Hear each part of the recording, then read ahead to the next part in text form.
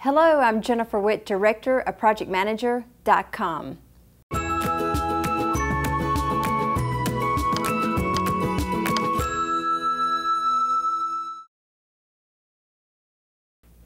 Well, welcome to our whiteboard session today on why project plans should not sit on the shelf.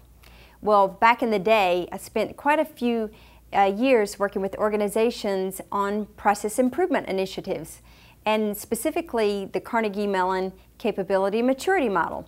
So one thing that I got to do is go into organizations and work with different project teams to look at their project management processes.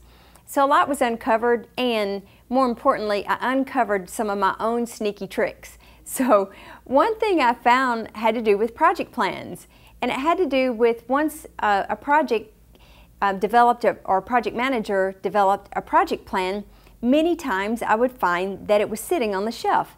No one was really referencing it. Sometimes people or the project managers thought once the project plan was developed, they could just sit it on the shelf and then their work was done. Well, it doesn't really work that way, and it's very important not to let the project plan sit on the shelf, and here's why. Because the project plan, I'm going to reference a couple of things. Number one, you can reference what a project plan is. There are many sources out there you can Google. There are different methodologies out there. I'm going to reference the Project Management Body of Knowledge, specifically by PMI, and outline what they include in a project plan. So what PMI includes in a project plan are these components.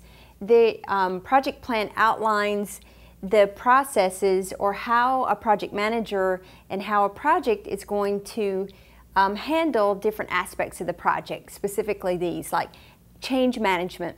How are we going to manage the changes that occur on the project?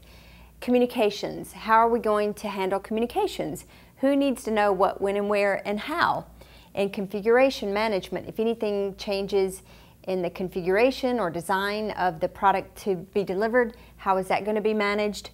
The cost management, cost performance, human resources, process improvement, specifically if we have the project management processes for this project outlined, then what is the process that we go through in order to modify our process to make it better, more efficient?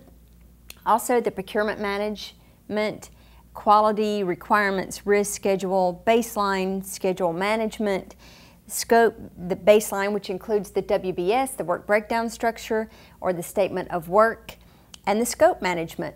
So as you can see, the project plan includes every important piece of the project and how these are going to be managed.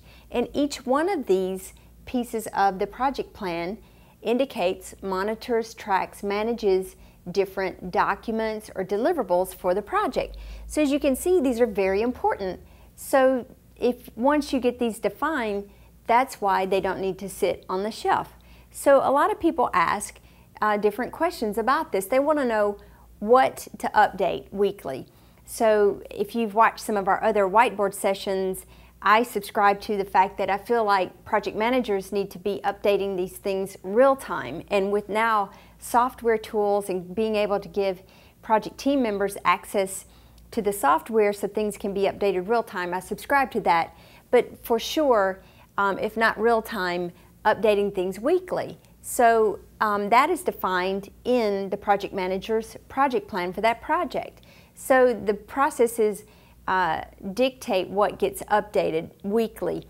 But certain things like risk, issues, changes, different things that are happening with your scope, your resources. So everything associated with each one of these plans, again, these plans manage different documents, different deliverables being produced for the project. So in essence, each one of these need to be monitored, tracked, updated weekly. And it should be defined in your project plan. Your project plan should say which one of these are going to be updated, how often, who knows, who is responsible for updating these components. And then we ask how to monitor. So again, this is another aspect that's to be defined in the project plan, because if you think of a project plan, think of it as a playbook. So if you're in sports, it's the playbook. If you're a musician, it's the music sheet. This is how you operate your plan. I brought one with me. This is just a simple a simple project with the project plan in a notebook. So the notebook has a table of contents with all of these things included. So this can literally sit on the shelf on your desk, but meaning don't let it sit there without being updated. But so it indicates what is to be updated, when, and by who. So also is asked how to communicate these changes. So again, this is defined in specifically the communications plan. The communications plan outlines what is to be communicated, when is it to be communicated, how, and to who. So these are some of the things that are components of the project plan. This includes showing that it's defined within the project plan and why it's so important, because these are the dynamics of the project, and that's why it should not sit on the shelf, because these things are changing constantly and it has to be updated, communicated to all team members, including the change control board, stakeholders, and everyone involved. So I hope this helps, and I hope this helps explain why your project plan should not sit on the shelf.